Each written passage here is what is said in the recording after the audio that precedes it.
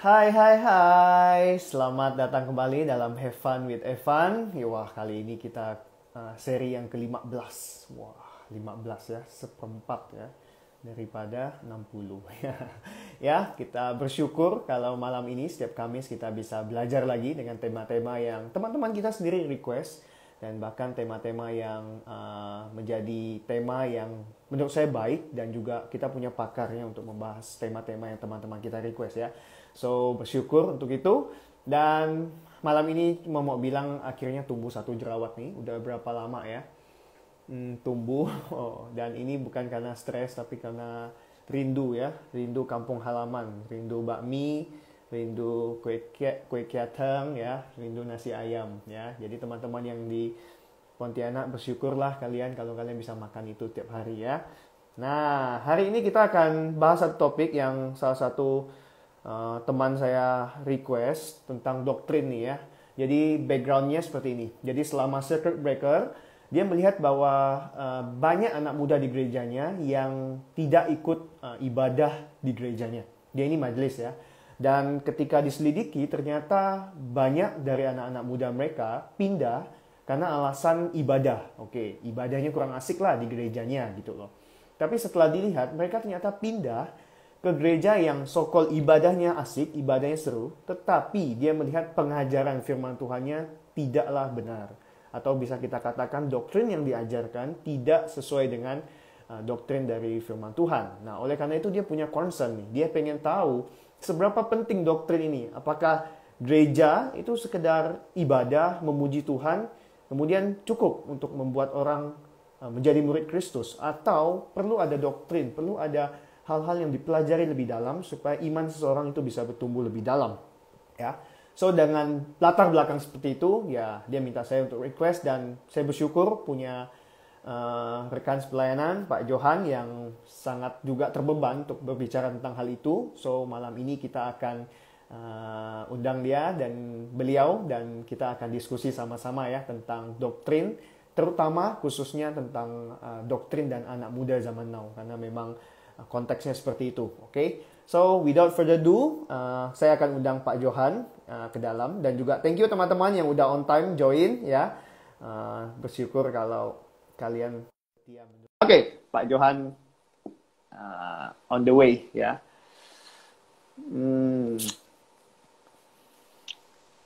Halo. Evan. Halo Pak Johan ya. Long time no see ya Pak ya. Iya iya. Gimana kabarnya Pak? Ya, baik di Bandung, enak, udaranya dingin. Dingin. Jadi masih pakai AC enggak kalau di Bandung, Pak? Nggak pakai. Ya kalau di luar gini nggak. Enggak. Oh, oke. Kadang-kadang di luar lebih dingin daripada di kamar yang pakai AC. Oh, iya. Airnya juga dingin ya? Airnya dingin.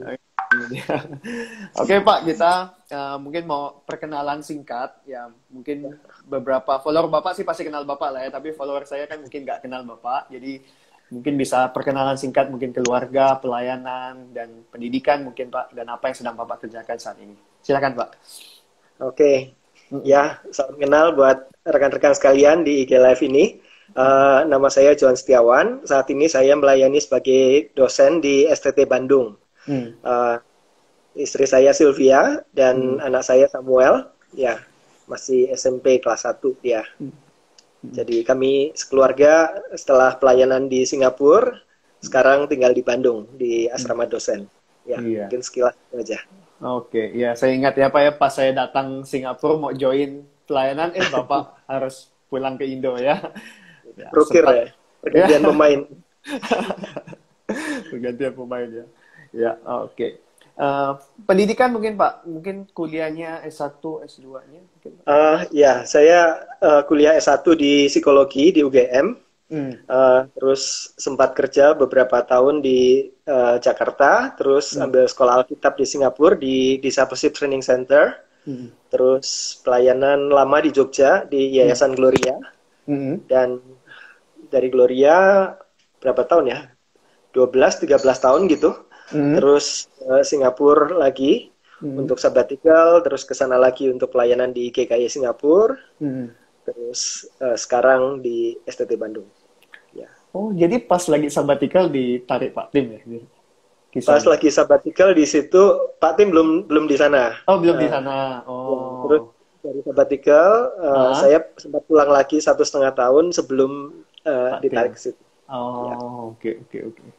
Wah, ya, interesting ya. Wah, pasti banyak pengalaman ya Bapak udah kuliah dan pelayanan begitu banyak. Oke, Pak. Seperti biasa di Have Fun with Evan, kita akan mulai dengan something yang fun, Pak. Yaitu kita akan main sedikit icebreaker dan sederhana sekali, cuman pilih yang ini atau yang itu, this or that ya. Tapi peraturannya satu, Pak, Bapak nggak boleh tidak memilih, dan satu lagi, Oke. Bapak tidak boleh memilih dua-duanya. Ya. Oke. Jadi hanya salah satu ya, Pak ya. Memang pilihannya mungkin sulit, tapi tetap harus pilih salah satu, Pak. Oke? Oke. Kita mulai ya, Pak ya. Ada 10 pertanyaan ya, Pak ya. Wah, ya. Oke, oke. Kalau dessert, Pak, pilihnya puding atau ice cream, Pak? Puding. Puding ya. Bapak suka manis nggak, by the way? Eh, lumayan, tapi nggak sampai manis banget ya. Nggak sampai manis banget ya. Oke. Kalau free time, Pak, pilihnya di rumah atau keluar rumah? Free time. Hmm. Hmm. Dua-duanya oke sih, tapi nggak boleh ya. Nggak Nah, keluar rumah aja deh. keluar ya. Suka gitu, Pak, jalan-jalan sendiri, lihat-lihat gitu. Iya, kalau jalan sendiri saya suka, Oke. jalan bareng juga ya tergantung occasion-nya ya. Tergantung ya. Oke, oke. Ya. Berarti lebih pilih Dulu aku keluar ya, Pak ya? jalan sendiri tuh, Oh, muter-muter keliling kompleks sambil berdoa gitu. wah, dari inspirasi juga ya, Pak ya? Nyetok ya. Kalau Oh, gitu doanya lama daripada kalau lagi di rumah sendiri. ya, betul. Jalan-jalan. Oke, Pak. Wah, kayaknya ini sih gampang untuk Bapak ya. Hot atau cold weather? Kayaknya suka. Eh, ya, saya lebih nggak tahan udara dingin sebetulnya, tapi sekarang Oh, karena sudah sekian lama di di Bandung. Bandung, saya lebih menikmati Terbiasa. dingin daripada panas ya. Oh, oke, Ya. oke, ya. Kalau dulu Like, nggak tahan dingin, jadi nggak saya tahan ya. meler gitu. Ya. Oh, oke, oke. Situasi lagi-lagi yang membuat Bapak itu ya terbiasa ya. Oke, Pak. Yang berikutnya, working alone atau working in a team? It depends, tapi mostly working alone ya, yang Working alone. kalau ya, jadi Ya, ada waktunya bareng-bareng, tapi ah, banyak hal dikerjakan sendiri. kerjakan sendiri ya. Oke. Natal atau Paskah, Pak? Natal atau Paskah? Hmm. Masing-masing punya emphasize-nya sendiri. Kalau rame-ramenya milih Natal ya, tapi Oh, kalau kemenangannya milih Paskah. ya, tapi harus pilih salah satu, Pak. Harus pilih satu. Eh, Natal deh. Natal ya, oke. Ya, teman-teman interpret sendiri ya kenapa Bapak pilih Natal ya. Oke. Oke, Pak. Kopi atau teh, Pak? Kopi. Kopi. Wah, sama kayak Pak Tim ya berarti ya. Nah, ini lebih pilih gereja atau seminari, Pak? Seminari. Seminari. Oke. Buku atau Kindle? Buku. Buku. Oke. Eh, money or fame? Money or fame? Hmm. Hmm.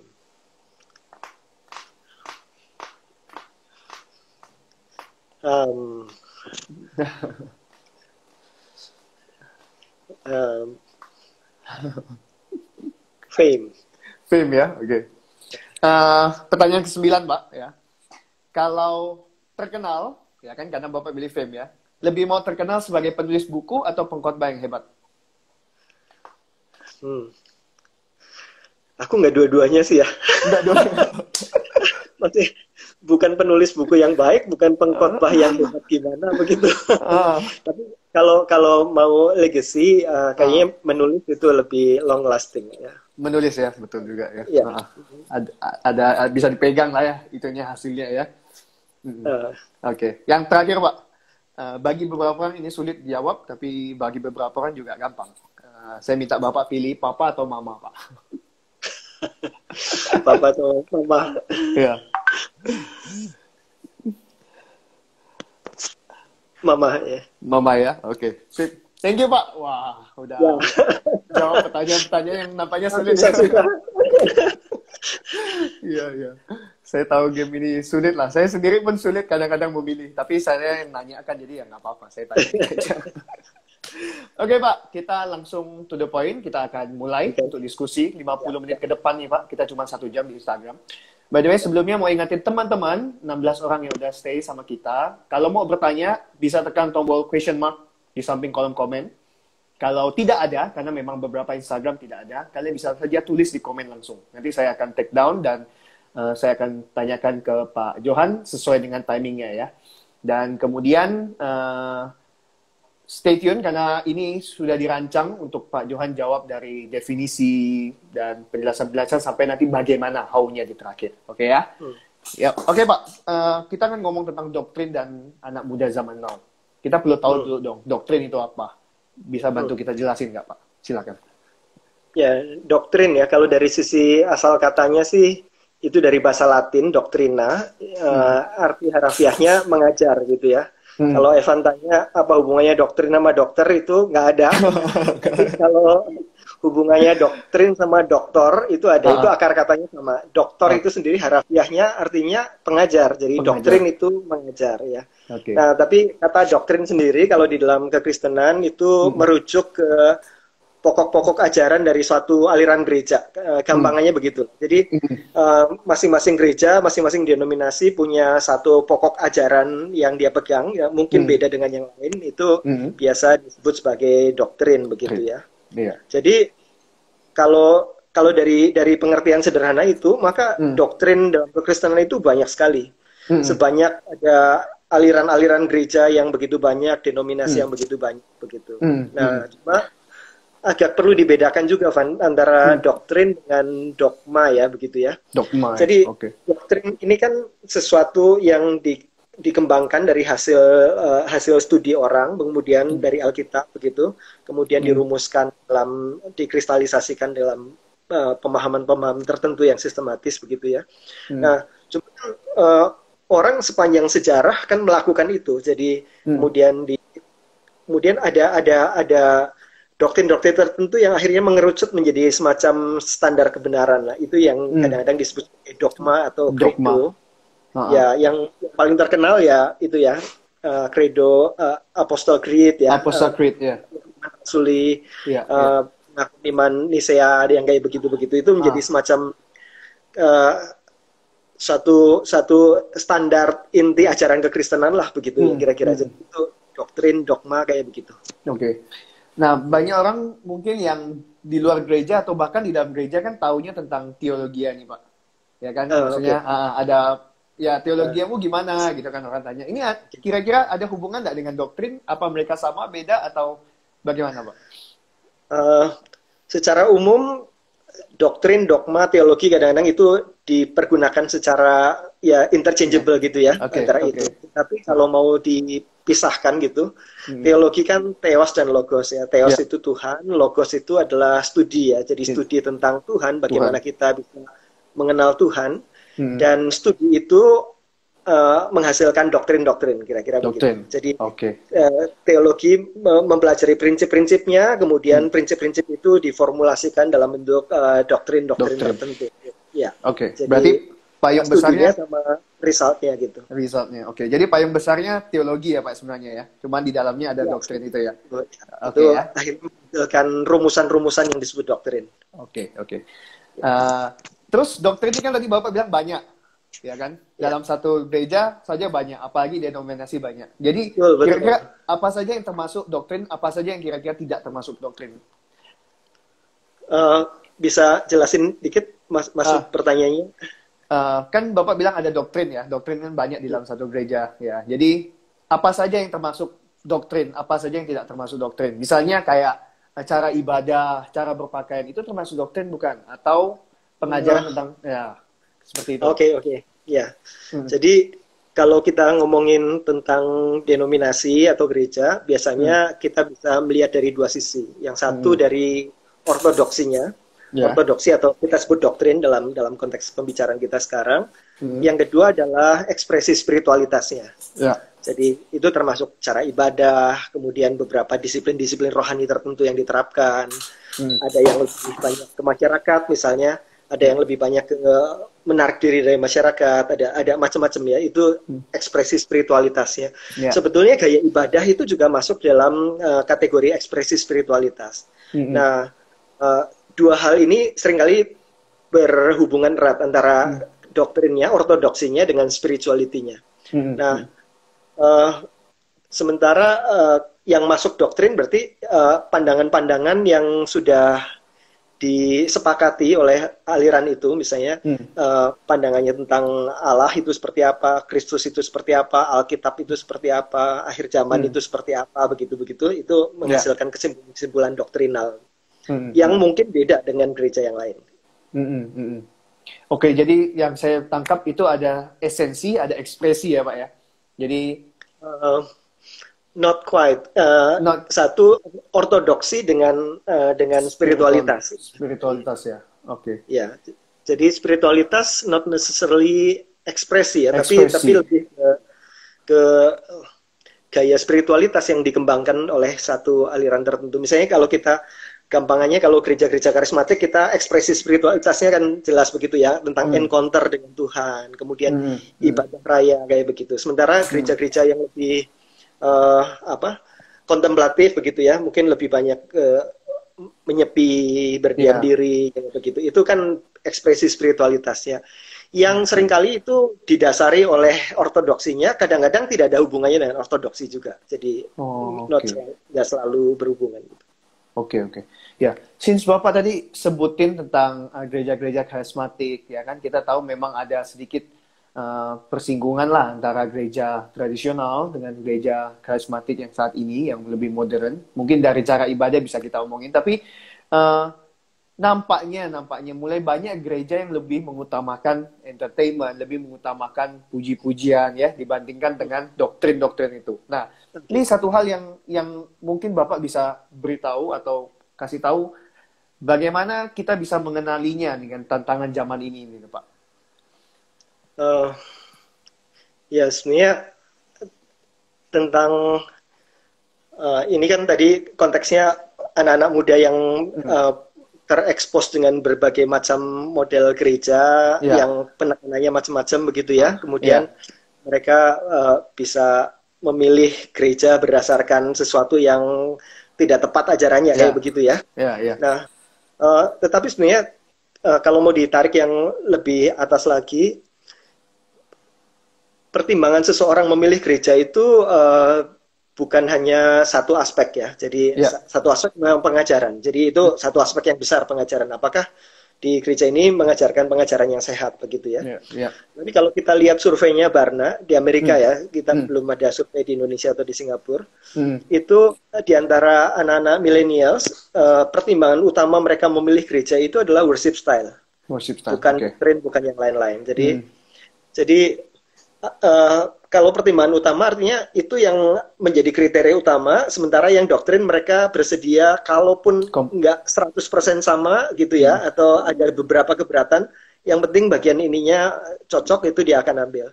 Dan saya pikir itu tidak sepenuhnya salah ya, karena gereja itu bukan hanya sekedar masalah kognisi ya. Jadi banyak orang berpikir bahwa manusia itu yang utamanya adalah pikiran begitu ya. Tetapi kalau kita melihat itu terlalu simplistik memandang manusia. Manusia itu utuh gitu. Holistik. Nah, beberapa orang mempertimbangkan gereja, dia akan join ke gereja yang mana. Kadang-kadang dia tahu bahwa secara worship style mungkin nggak terlalu cocok, secara doktrin mungkin beberapa oke, beberapa nggak oke. Tetapi di situ dia punya pertemanan yang baik gitu. Teman-teman dia ada di situ. Atau kadang-kadang ada waktu saya di Singapura dulu ada beberapa orang yang join ke gereja itu dia sebetulnya keliling-keliling tuh. Jadi begitu waktu di Indonesia kan nggak boleh pindah-pindah gereja ya sama orang tuanya nanti dijaga gitu ya.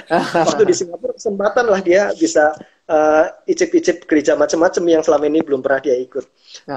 Waktu saya tanya beberapa yang akhirnya join ke gereja itu, kita bilang kenapa kamu milih gereja ini? Dia bilang karena penyambutannya gitu. Jadi di tempat lain dia betul-betul kayak satu di antara sekian banyak orang pulang, dia besoknya datang lagi atau nggak datang lagi nggak ada yang tahu, terus di sini ada sambutan. Jadi itu menjadi satu kriteria besar rupanya buat orang itu. Jadi beberapa orang pelayanannya ya. Jadi saya lihat ada beberapa gereja kayak di Singapura sangat kuat dalam pelayanan ke eh, domestic worker misalnya. Ya. Dan dia punya hati untuk melayani di situ. Sementara dia cari gereja di mana pelayanan ke domestic worker itu sangat kuat. Kemudian dia pilih ke situ, meskipun dalam worship style misalnya saya nggak begitu-begitu amat, doktrinnya juga nggak begitu-begitu amat. Jadi ini satu hal yang nggak simple, satu yang kompleks. Jadi, kalau dilihat ada 4 P pemilihan gereja itu, satu dari pengajaran, P yang kedua itu dari penyembahannya. P yang ketiga itu dari bagaimana dia merasa ada persekutuannya di situ. P yang keempat itu pelayanannya. Jadi, nah kita kan pengen orang yang utamanya adalah doktrinnya harus benar dulu dong. Yang lain-lain nanti akan menyesuaikan. Dan saya juga kalau milih gereja saya akan menggunakan itu. Tetapi kalau kita belajar dari Gary Thomas misalnya, dia nulis buku The Sacred Pathways. Dia bilang bahwa cara orang berelasi dengan Tuhan itu dia ada 9 tipe spiritualitas begitu ya. Ada orang yang sangat merasa connect dengan Tuhan ketika dia melakukan social activism. Jadi dia melakukan kegiatan-kegiatan sosial ketika dia bersentuhan dengan kebutuhan masyarakat gitu. Dia merasa dia paling bertumbuh dan paling dekat dengan Tuhan. Nah, orang-orang kayak begini, saya pikir nggak bisa disalahkan kalau dia mencari gereja di mana dia bisa mengekspresikan itu dengan baik. Cari misalnya nah, orang milenials itu adalah kalau kita belajar tentang berbagai macam generasi, itu adalah orang yang paling siap dengan cause dibandingkan dengan generasi-generasi sebelumnya. Kalau ada sesuatu cause yang something to die for gitu ya, ini sesuatu yang layak mendapat hidupnya begitu. Dibanding generasi sebelumnya, millennials itu connect dengan situ. Tentu saja ada beberapa prasyarat yang lainnya. Jadi bukan dia melakukan sendiri, tapi ada grup yang bersama-sama share the same passion gitu. Mereka akan connect dengan di situ. Jadi menarik juga. Beberapa waktu dulu kita di gereja itu kita bikin mission trip begitu ya. Ada orang-orang yang selama ini nggak datang ke gereja, terus tahu bahwa kita punya concern kepada misi, dia jadi join balik di situ. Nah, join ya. Sementara ada orang-orang yang lebih sifatnya lebih intelektual ya. Intelektual dia punya banyak curiosity dan sebagainya. Dia akan mencari pasti pilihan pertamanya adalah doctrinal ya. Jadi dia apakah ini cukup mengisi kebutuhan dia untuk karena dia merasa dekat dengan Tuhan ketika dia mengenal sesuatu yang baru tentang Tuhan kan. Nah, ada orang lain yang lebih tipenya experiential. Jadi dia perlu mengekspresikan apa yang dia yakini, dia percayai, dan bentuk ibadah tertentu lebih mewakili dia. Jadi nggak bisa terlalu menyalahkan juga kenapa orang tidak menempatkan doktrin sebagai pertimbangan yang utama, karena manusia itu ya holistik ya, kompleks. Holistik, oke. Ya. Memang kalau dibuat standarnya sebaiknya yang doktrin itu yang non-negotiable. Yang lain kan sebetulnya ya kita lebih bisa adjust, menyesuaikan. Oke. Ya. Wah, nampaknya memang pembahasan ini luas ya, Pak ya. Tapi kan hari ini kita akan lebih mengerucut kepada doktrin itu ya. So, pertanyaan paling penting mungkin yang teman-teman sudah tunggu nih ya, teman-teman yang sudah join kita. Mengapa perlu kita belajar doktrin, Pak? Walaupun salah satu alasannya kan mungkin ya, misalnya, bukankah Tuhan Yesus menghendaki kita untuk memiliki iman seperti anak-anak yang tulus, yang polos, maksudnya nggak ngerti, yang penting beriman sama Tuhan saja gitu loh. Kenapa itu tidak boleh? Silakan, Pak. Ya, kalau ditanya kenapa perlu belajar doktrin, mungkin saya mau tanya balik, kenapa enggak ya, gitu ya.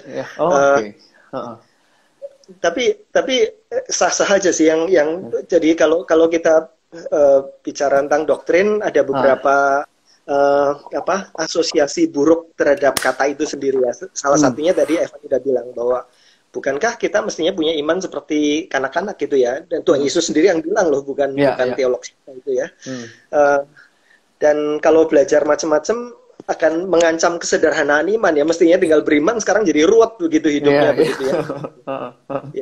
Saya pernah dengar satu ilustrasi yang bagus ya mengenai ini. Ini ada caterpillar, ada kaki seribu ya. Kaki seribu jalan-jalan gitu ketemu dengan semut gitu ya. Terus semut itu liatin kaki seribu ini sambil heran-heran gitu. Kaki seribunya, ada apa yang salah gitu. Dia tanya ke semut, kenapa semut gitu. Semutnya bilang, Saya heran sekali bagaimana kamu bisa mengkoordinir kaki-kakimu itu ada 1000 gitu. Mana yang duluan, mana yang diangkat, mana yang napak gitu kan susah banget 1000 itu dia nggak kebayang sama semut. Kemudian semut yang gitu terus minta diajari dong gimana caranya. Kayak kemudian kaki 1000 mikir, saya nggak pernah mikir sebelumnya begitu ya. Tapi coba saya jelaskan. Yang kaki ini saya angkat, kemudian turun. Nah, begitu mau menjelaskan gitu malah ruwet sendiri, kaki 1000-nya malah jadi nggak bisa jalan, jadi bingung sendiri begitu. Nah, jadi kadang-kadang orang berpikir begitu, ya yang namanya iman kan sesuatu yang dilakukan, ditaati, bukan dipikirkan nanti jadi ruwet sendiri, nanti jadi kayak kaki 1000 itu, mending kita jalan aja gitu, gitu ya. Nah, terus saya juga sempat agak sebel dengan banyak percakapan tentang doktrin karena jadi kayak jahat begitu. Kita ngata-ngatain yang buruk tentang yang lain begitu ya. Jadi saya udah sebel aja kalau masuk satu gereja ngomongin kejelekan gereja lain gitu ya. Jadi seolah dia punya porsi kebenaran, yang lain itu cuma banyak errornya, banyak kesalahan begitu-gitu. Nah, ya. Jadi sering jadi menghujat gereja lain, menghasilkan perpecahan begitu gitu. Jadi doktrin punya bad name juga gara-gara itu kejadian ya. Beberapa waktu yang lalu di Facebook juga sempat ramai di Indonesia tentang itu. Iya, jadi terus juga tambah lagi kalau bad names-nya karena banyak orang yang punya pengetahuan banyak tapi hidupnya juga iya betul. Ya, nggak mencerminkan apa yang dia percayai gitu ya. Jadi apa gunanya doktrin gitu ya. Jadi menurut saya masing-masing ada kebenarannya loh itu. Beberapa keberatan orang tentang doktrin itu. Jadi harus diakui beberapa cukup sah gitu ya. Nah, tapi yang agak berbahayanya kalau menghasilkan respon, kalau mau dikelompokkan respon berbahayanya bisa dua. Yang satu respon yang disebut sebagai separatisme. Jadi pokoknya kalau orang beda dengan saya ya nggak temenan begitu. Jadi ya. Nah itu kadang-kadang untuk hal yang minor pun beda untuk hal yang minor kemudian akhirnya bisa langsung itu. Nah itu jadi memakai doktrin sebagai alat untuk memukul semua yang lain. Pokoknya kalau nggak sama dengan saya salah begitu ya. Terus tapi sisi yang lain di ekstrim yang satunya minimalisme. Jadi pokoknya saya nggak perlu tahu doktrin-doktrin lah gitu. Pokoknya saya jalan dalam kehidupan beriman begitu. Nah, jadi ekstrim ini sering terjadi. Nah kadang-kadang ada anak muda itu di dalam dua ekstrim ini kan mereka siap untuk komit terhadap sesuatu. Kemudian diajarin satu doktrin, terutama saya melihat di gereja-gereja yang konservatif, saya nggak mau nyebut merek ya, tetapi kan ada gereja tertentu yang sangat konservatif, yang sampai detail-detailnya itu harus sama persis dengan ini, dan itu kan punya keyakinan kokoh sekali begitu ya. Beberapa anak muda dengan kepribadian tertentu akan sangat attract ke situ dan merasa punya pegangan yang selama ini nggak jelas itu ya. Tetapi beberapa anak muda yang minimalis tadi, jadi udah ini ngomongin pusing, sesuatu yang nggak jelas gitu, mending ngomong yang sehari-hari aja lah gitu ya, jadi nggak doktrin. Jadi saya pikir itu dua respon yang ada. Jadi kenapa kenapa kita perlu belajar doktrin itu, Pak? Kenapa perlu belajar doktrin? Yang pertama, Alkitab banyak sekali mendorong, menekankan pentingnya kita belajar tentang ajaran yang benar. Jadi kalau tadi Evan sempat ngutip tentang beriman itu seperti anak-anak gitu ya. Beriman seperti anak-anak atau childlike faith itu beda dengan childish faith. Kalau dalam bahasa Inggris enaknya beriman seperti anak-anak atau beriman yang kekanak-kanakan, childlike atau childish. Nah, Alkitab meminta kita untuk punya childlike faith, iman seperti anak-anak. Tetapi Alkitab menentang iman yang kekanak-kanakan. Ya, saya ambilin beberapa ayatnya. Misalnya Efesus 4 ayat 13-14. Di sana dikatakan sampai kita semua mencapai kesatuan iman dan pengetahuan yang benar. Ini doktrin. Tentang anak Allah, sehingga kita bukan lagi anak-anak loh. Ini nggak boleh seperti anak-anak, nggak boleh kekanak-kanak. Yang diombang-ambingkan oleh rupa-rupa angin pengajaran. Jadi ciri-ciri anak kekanak-kanakan iman di sini diomongin ini kemudian ikut, dia nggak punya standar kebenaran karena dia nggak pernah belajar, nggak pernah tahu tentang itu. 1 Korintus misalnya jelas di sini dibilang, saudara-saudara janganlah sama seperti anak-anak dalam pemikiranmu. Jadi nggak boleh kekanak-kanak dalam doktrin kita ya. Betul, tetapi jadilah orang dewasa dalam pemikiranmu. Nah ini kan tentang, jadi bukan masalah iman seperti anak-anak, tapi iman kekanak-kanakan itu yang nggak boleh. Oke. Ya. Satu lagi misalnya 1 Petrus 3:18, tetapi bertumbuhlah dalam kasih karunia dan dalam pengenalan akan Tuhan Juru Selamat kita, Tuhan Yesus. Jadi aspek dari bertumbuh kita adalah aspek yang tidak bisa skip, bertumbuh dalam pemahaman. Pengajaran. Ya, jadi itu bagian yang tidak terpisahkan. Bahkan kita nggak mungkin bisa bertumbuh dalam iman Kristen kalau kita nggak mengenal doktrin itu, nggak mengenal teologi Alkitabiah loh. Contoh ya, kita diminta untuk mengasihi Tuhan, kasihlah Tuhan Allahmu dengan segenap-segenap begitu. Di Indonesia ada perkataan tidak kenal maka tidak sayang. Bagaimana kita bisa bertumbuh, kita makin cinta sama Tuhan kalau kita nggak kenal Tuhan? Bukan mengenal Tuhan, itu kan theos logos. Kita mengenal, kita semakin kenal siapa Tuhan, bukankah itu belajar teologi gitu? Kalau kita tidak mengenal betapa besarnya anugerah Tuhan dan sebagainya, bagaimana kita bisa jatuh cinta kepada pribadi yang luar biasa itu? Cinta kita kepada Tuhan itu akan dibatasi oleh seberapa kita kenal Tuhan. Bukan itu gampang-gampang aja ya. Jadi menurut saya doktrin itu nggak selalu yang sifatnya harus debat pemikiran begitu ya. Kita nyanyi pun itu adalah ekspresi doktrin kan.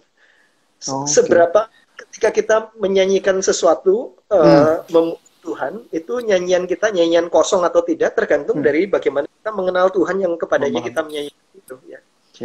Kalau lagu dangdut kan antara ekspresi dengan isi kadang-kadang nggak cocok ya. Udah ditinggal selingkuh gitu-gitu ya tetap rame-rame begitu. Ibadah Kristen kadang-kadang begitu ya. Konten seperti apa itu mindless begitu ya, tapi diekspresikan begitu. Hampir semua lah itu tadi ya, kasih kepada Tuhan. Kita nggak bisa mempercayai Tuhan kalau kita tidak mengenal Tuhan, tidak mengenal Tuhan. Waktu hidup kita baik-baik saja, gampang bilang percaya sama Tuhan. Tetapi waktu hidup kita berantakan begitu ya, ada masalah dan sebagainya, pengenalan kita akan Tuhan itu yang akan membuat kita apakah kita masih percaya Tuhan apa enggak. Seberapa kita mengenal Tuhan. Jadi pengenalan akan Tuhan itu mempengaruhi bagaimana kita berelasi dengan Tuhan. Jadi masalah sederhana, kenapa banyak orang Kristen tidak berdoa, tidak menikmati waktu persekutuan dengan Tuhan? Masalahnya dia bukan tidak tahu teknik berdoa atau teknik saat teduh dan sebagainya. Masalahnya seringkali tidak mengenal siapa Tuhan sehingga dia tidak berespon kepada Tuhan sebagaimana dia. Jadi hampir semua aspek dalam kehidupan Kristen, menyembah Tuhan, melayani Tuhan, percaya sama Tuhan, itu semua sangat ditentukan oleh pengenalan kita akan Tuhan. Jadi kita nggak bisa avoid doktrin gitu ya. Kalau kita tidak bertambah dalam pengenalan kita akan Tuhan, itu pengertian teologi secara luas, maka kita juga tidak bisa bertambah dalam cinta kita pada Tuhan. Bagaimana kita mau melayani Tuhan untuk sampai ke suku-suku terabaikan dan sebagainya, kalau kita tidak mengenal Tuhan yang punya rencana dan punya tujuan atas segala suku bangsa di dunia. Jadi we cannot grow in our Christian life in all aspects kalau kita tidak didasari pada pengenalan kita akan Tuhan atau dalam pembicaraan kita tidak didasari pada teologi. Jadi we simply cannot. Wah, Bapak ngomong gini, jadi saya ingat tentang ini Pak, buku Discipleship Man yang kita pakai untuk di GKY ya, tentang not offend Pak ya. Jadi ada satu bab tentang knowing Jesus and knowing about Jesus ya. Jadi kita tuh bisa mati-matian follow Jesus itu tuh bukan karena kita cuma tahu tentang Yesus, tapi kita benar-benar mengenal Yesus itu siapa. Sehingga kita baru mau mati-matian berkorban kan untuk dia, mau mati-matian mengikut dia. Wah, jadi saya ini lihat lagi bagaimana discipleship itu tentang bagaimana kita mengenal Yesus lebih dahulu kan, sebelum kita baru follow dia. Silakan Pak tanggapannya. Jangan terlalu dipolarisasikan antara mengenal Tuhan dengan mengenal tentang Tuhan. Karena mengenal Tuhan itu include di dalamnya mengenal tentang Dia. Tuhan.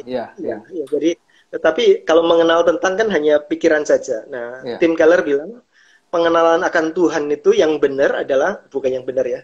Pengenalan akan Tuhan itu dibuktikan dengan sesuatu yang jadi kita perlu mengenal tentang Tuhan dulu dalam pikiran kita, tetapi itu nanti akan meluap dari pikiran kita meliputi seluruh hidup kita. Itulah yang disebut sebagai relational knowing. Jadi bukan hanya sekedar cognitive knowing. Jadi kita jadi berubah cara kita mengambil keputusan, cara kita bersikap kepada Tuhan dan sebagainya dari pengenalan akan itu. Ya. Berarti, nah itu juga nada trik ya, karena banyak orang akhirnya berhenti pada pengenalan tentang Tuhan, ya, tetapi tidak berlanjut itu, dan itu akhirnya menimbulkan kesombongan memang. Tetapi having said that, mengenal tentang Tuhan itu sesuatu yang penting, tapi harus dilanjut. Ya, berarti mulainya knowing about Jesus dulu, kemudian baru knowing Jesus. Oke, Pak. Wah, thank you. By the way, teman-teman, kita sudah lebih dari setengah daripada perjalanan kita bersama Pak Johan malam ini. Jadi, kalau teman-teman ada pertanyaan, ada tanggapan, atau ada hal yang mau didiskusikan, bisa sampaikan di kolom pertanyaan, di samping kolom komen, jadi ada tanda tanya. Tapi kalau Instagram kalian belum ada, jadi kalian bisa aja tulis di komen. By the way, Iren baru panggil Bapak ya. Hai Pak Ko Johan ya. Ini ya anak didiknya itu ya. ya. Oke. So, sambil menunggu, jadi teman-teman bisa tanya ya tentang doktrin dan juga relasinya dengan anak muda zaman now ini. Sambil nunggu, saya mungkin juga akan tanya Pak Johan lebih lanjut gitu loh. Jadi kan kita sudah mungkin mengerti. Oh, by the way Pak, tentang mengapa perlu belajar doktrin, Bapak ada hal yang mau ditambahkan lagi nggak? Selain tadi yang sudah Bapak tambahkan. Mungkin saya mau tambahkan bahwa ada banyak orang yang bilang, aduh saya nggak tertarik pada doktrin lah begitu ya. Saya mau hidup Kristen aja yang baik begitu ya. Seperti yang saya katakan tadi, setiap orang Kristen kan sebetulnya berpikir tentang Tuhan dan membuat pernyataan tentang Tuhan, entah itu melalui lagu atau Tuhan mengasihi saya, itu kan adalah statement tentang Tuhan. Pada dasarnya orang itu sedang membuat pernyataan teologis tentang Tuhan. Jadi kita tidak bisa menghindari teologi. Jadi kita nggak bisa bilang bahwa, aduh saya nggak tertarik teologi, saya tertarik pada hidup Kristen saja begitu. Tetapi ada bagian dari hidup Kristen yang lepas dari teologi kan. Nah, jadi termasuk orang Kristen yang sangat sederhana pun dia sedang dalam tanda petik ya berteologi.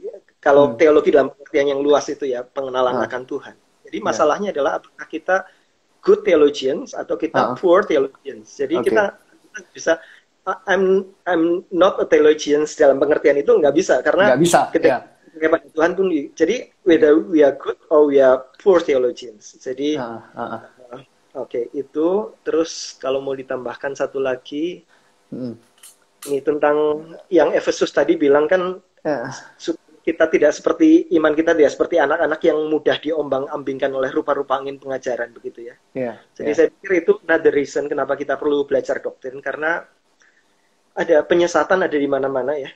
Saya dulu di rumah itu punya tetangga orang ya kebetulan orang Katolik. Kemudian ada orang saksi Yehova datang ke rumahnya dan dia bilang, ini orang Kristen yang baik sekali, bisa tahu Alkitab begitu rupa begitu ya. Dia sangat terkesan dengan pengetahuan Alkitab dari orang saksi Yehova ini yang datang ke rumahnya dan sangat tertarik pada dia. Jadi ya saya menjelaskan tentang iman dari saksi Yehova dan sebagainya. Jadi ketika kita tidak memahami apa yang kita yakini, maka mudah diombang-ambangkan oleh rupa-rupa angin pengajaran tadi ya.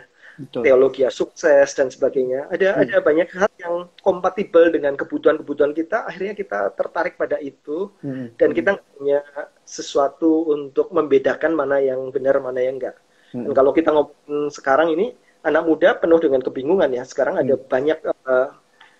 banyak issues yang sangat kuat melanda saya tentang homoseksualitas. Kalau zaman dulu kan orang sudah jelas hitam putihnya begitu ya. Sekarang orang perlu melihat karena ada banyak penemuan-penemuan baru, ada banyak pemikiran-pemikiran baru yang memberi terang pada hal-hal itu dan melihat ternyata itu tidak sangat tegas hitam putih dalam beberapa hal karena ada nuansa-nuansa dan ada pertimbangan-pertimbangan tertentu. Kalau kita tidak memahami doktrin, kita akan sangat mudah diombang-ambingkan ya. pernikahan, perceraian, aborsi, dan banyak permasalahan etik lainnya itu membutuhkan pemahaman tentang doktrin. Dan ada satu penelitian di Amerika lagi ya, oleh Josh McDowell, anak-anak muda itu tidak punya kemampuan untuk discernment, membedakan yang benar dan salah, gitu ya. Jadi values itu sudah begitu blurnya, begitu ya. Dan tentang ada satu penelitian yang lain yang dilakukan oleh saya lupa namanya. Anyway, itu ada biblical illiteracy yang begitu banyak dan pemahaman mereka tentang Tuhan, tentang Alkitab dan tentang macam-macam. Ternyata ini penelitian dilakukan di antara gereja-gereja Injili di Amerika dan ternyata banyak pemahaman-pemahaman yang very basic seperti itu ternyata tidak dimiliki. Jadi mungkin waktu youth, waktu anak-anak dan sebagainya tidak covering pertanyaan-pertanyaan itu, atau ketika mulai punya pertanyaan-pertanyaan yang rada berbeda dengan pertanyaan orang tuanya begitu ya. Kemudian jadi di-dismiss, dianggap ini cuma cari masalah dan sebagainya, nggak penting. Hanya nggak punya basic itu ya. Jadi even more sekarang di dalam pengaruh isme-isme yang begitu banyak, orang nggak punya pegangan. Nah, dia perlu belajar doktrin untuk bisa discernment. Wah, semakin Bapak jelaskan, semakin mestinya kita memahami nih betapa pentingnya doktrin dalam kehidupan kita. Apalagi kalau kita benar-benar menyatakan diri kita sebagai orang Kristen yang sungguh-sungguh gitu ya Pak ya. Dan kadang-kadang simply banyak gereja yang pragmatik ya, dan berpikir wah nanti ngomongin yang serius-serius gitu nanti nggak ada orang yang datang. Kabur. Itu adalah pemikiran yang menurut saya asumsi yang harus dicek kebenarannya, karena ada banyak sekali anak muda yang sangat tertarik dengan penjelasan-penjelasan yang benar. Tentu saja harus disampaikan dengan cara yang baik ya. Tapi penjelasan seperti itu justru engage orang gitu, bukannya buat orang tidak tertarik. Kabur. Jadi jadi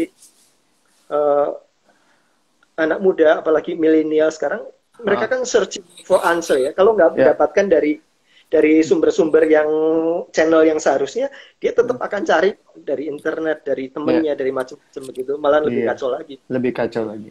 Iya. Oke Pak, jadi kalau bisa saya simpulkan kenapa kita anak muda, mau anak muda zaman ini atau zaman dulu ya, perlu belajar doktrin, ada 3 hal ya. Pertama, kita perlu mengenal siapa yang kita kasihi, siapa yang kita percaya ya.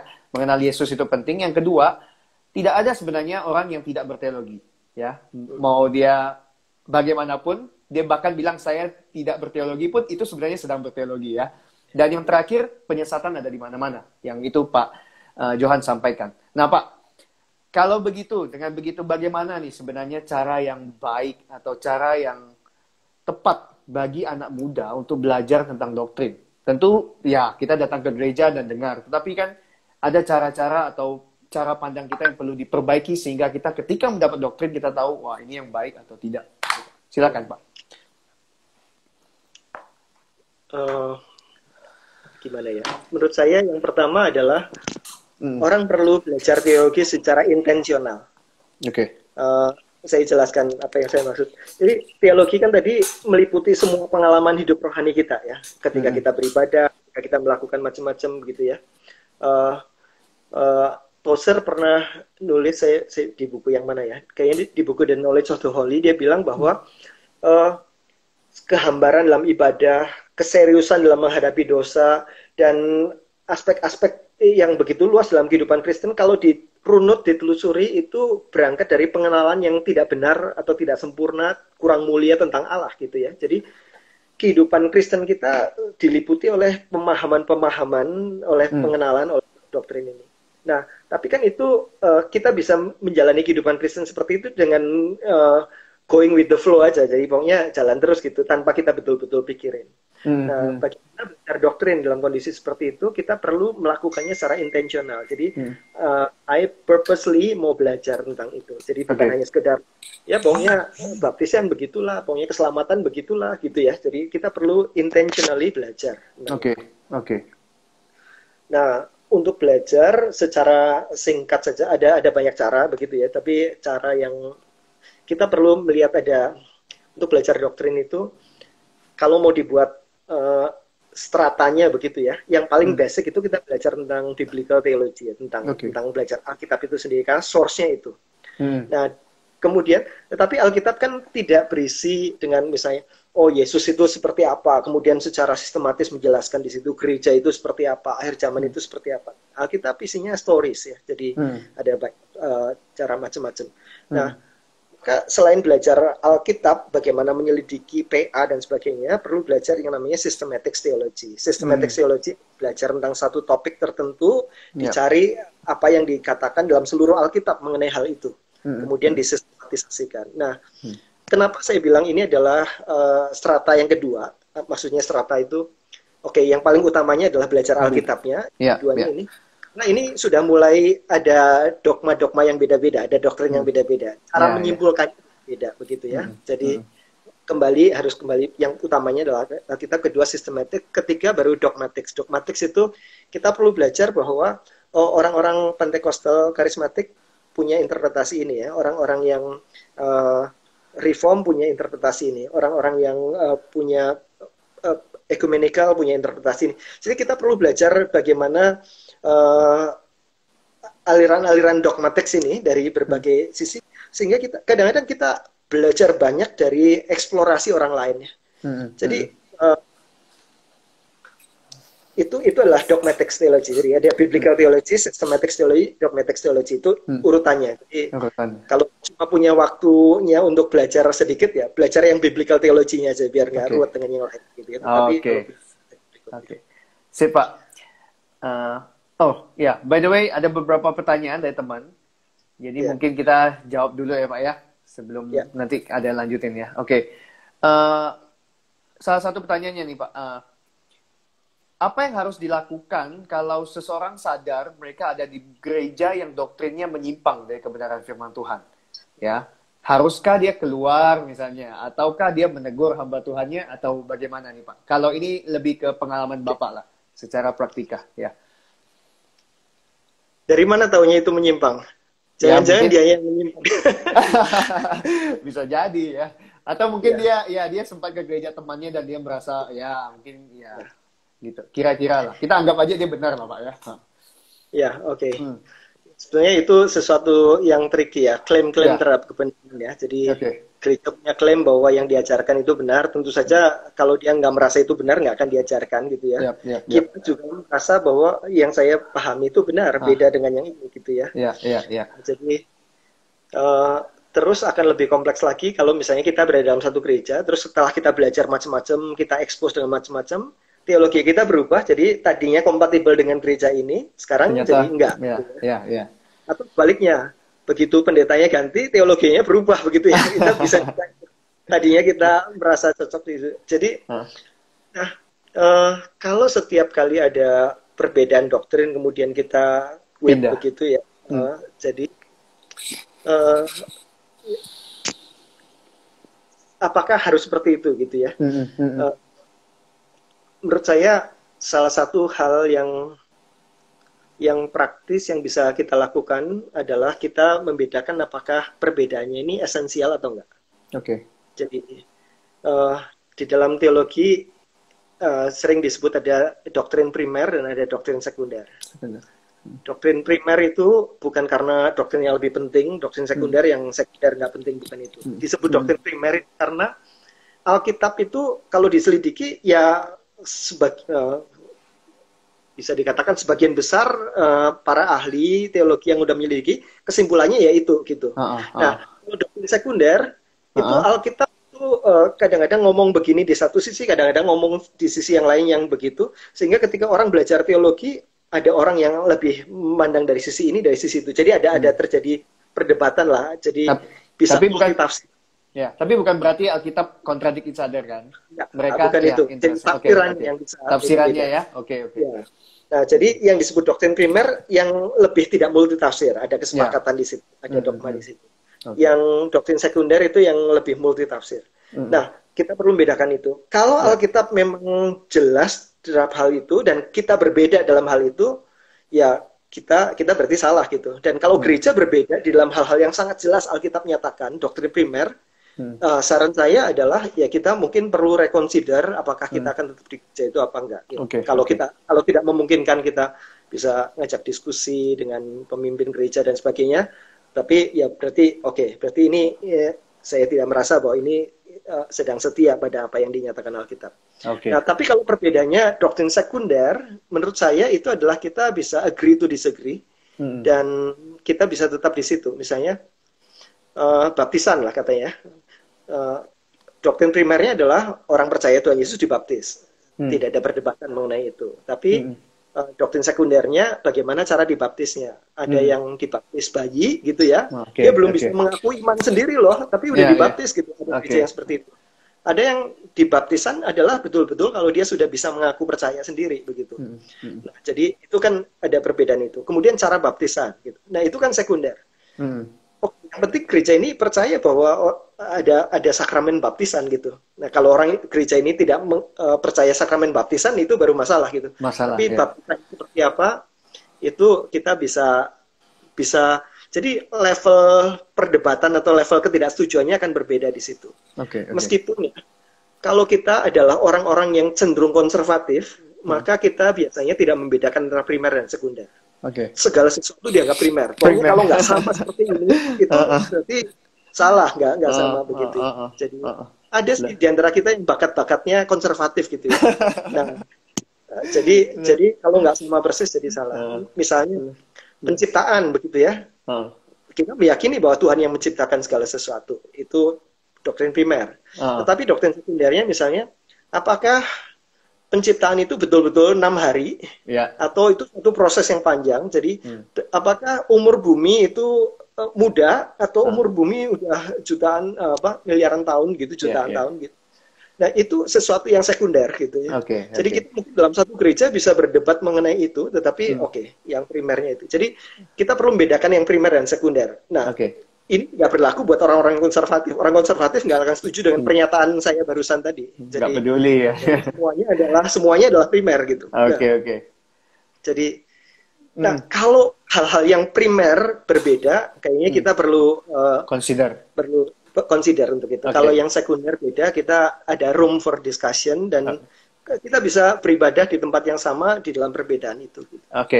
By the way Pak, ada teman yang juga nanya kurang lebih nyambung ini Pak ya. Jadi menurut Ko Johan, apa PR yang harus dikerjakan atau dikejar oleh gereja Injili yang fokus too much on doctrines tapi neglect other stuff? PR-nya apa yang perlu dikerjakan? Kadang-kadang ya, pernyataan itu sendiri apakah akurat ya? Saya melihat banyak gereja Injili juga tidak fokus enough ke doktrin. Kita lihat youth ministry mereka gitu ya, tidak cukup memberikan Christian worldview yang cukup untuk dia bisa answering ada banyak isme-isme yang dia hadapi di sekolah, misalnya ada free thinkers di sana. Dia don't know what to say terhadap berbagai macam itu ya, naturalism, secular humanism gitu-gitu, nggak equip dengan itu. Dan banyak sekali gereja Injili yang neglect hal-hal semacam itu juga. Jadi pernyataan itu. Dan penelitian di Amerika jelas banyak sekali gereja Injili yang biblically illiterate, apalagi beberapa doktrin-doktrin seperti itu. Jadi mostly fall into that category. Banyak yang kurang menekankan itu, bukan? Dan gereja Injili sebagai gereja yang, jadi gereja Injili salah satu ciri-ciri spiritualitasnya kan berpusat pada firman, gitu ya. Firman terus menjadi kata kunci begitu ya. Mestinya ini lead the way di dalam hal ini, tetapi not the case in many cases. Jadi ya. Terus juga kalau kita ngomongin pemuritan ya, saya banyak terlibat di dalam dunia pemuritan. Yang paling semangat dalam pemuritan sekarang, kalau comparison ya, gereja Pentakosta Karismatik adalah gereja yang sangat semangat dalam pemuritan di dalam banyak hal. Ini adalah sesuatu yang luas, yang terlalu luas ya. Jadi kalau individual akan beda sekali. Jadi artinya kan gereja Injili yang lebih bergairah dan semangat terhadap model-model pembinaan kayak begitu ya. Tetapi so fact gitu. Iya. Jadi kita memang perlu membangun Christian worldview sejak awal, bukan hanya sekedar activities, dan melihat ini sebagai sesuatu, kalau mau bicara pragmatis, ini sesuatu yang menarik buat anak-anak muda.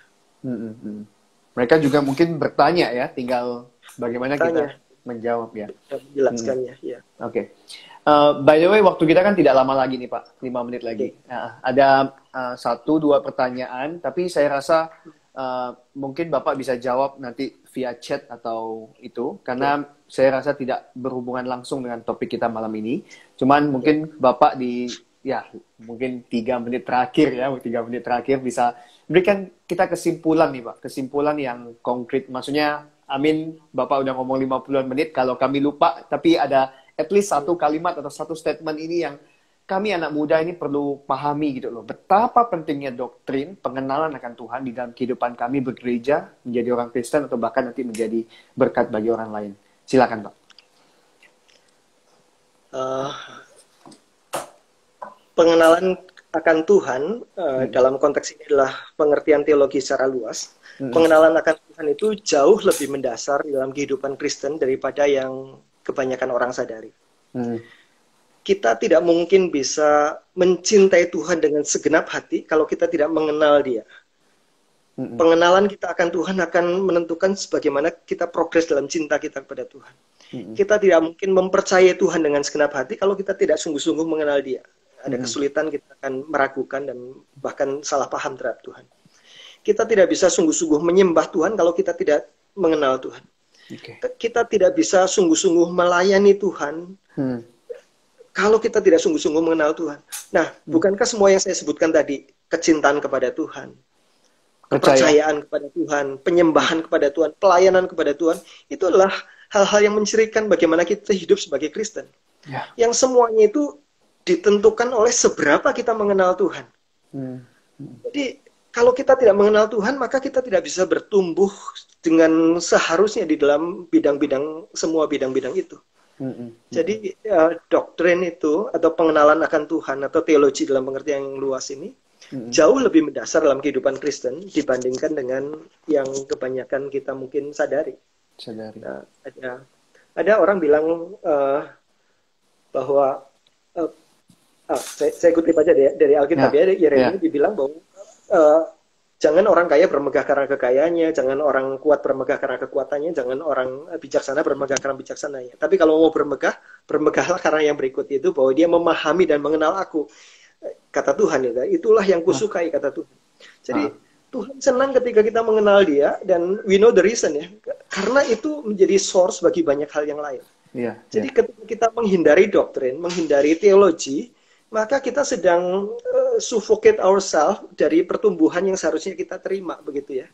Nah, memang ada banyak bad names terhadap doktrin karena ada beberapa alasan yang sah, tetapi kita solusinya bukan dengan menghindari doktrin, tapi belajar dengan baik terhadap doktrin. Betul. Ya.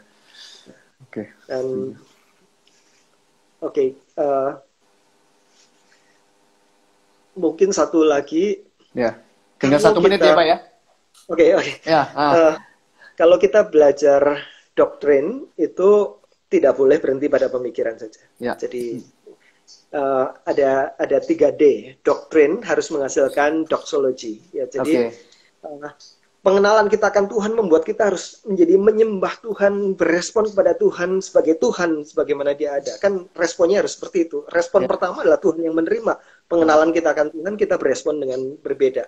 Doktrin mengarahkan pada doxology. Doxology mengarahkan pada discipleship. Asik. Discipleship itu berbicara tentang bagaimana kita hidup sebagai anak-anak Tuhan, sebagai orang-orang yang mengenal Tuhan. Itu. Jadi doktrin, doxology, discipleship itu satu bagian yang utuh dari kehidupan Kristen. Mungkin itu. Wah, thank you so much Pak untuk malam ini. Ya, saya rasa banyak hal yang teman-teman pelajari, saya juga pelajari, dan ini baik untuk pertumbuhan iman kita ya. Mengenal Tuhan terus ya Pak ya, mengenal Tuhan. Waktunya tipis sekali.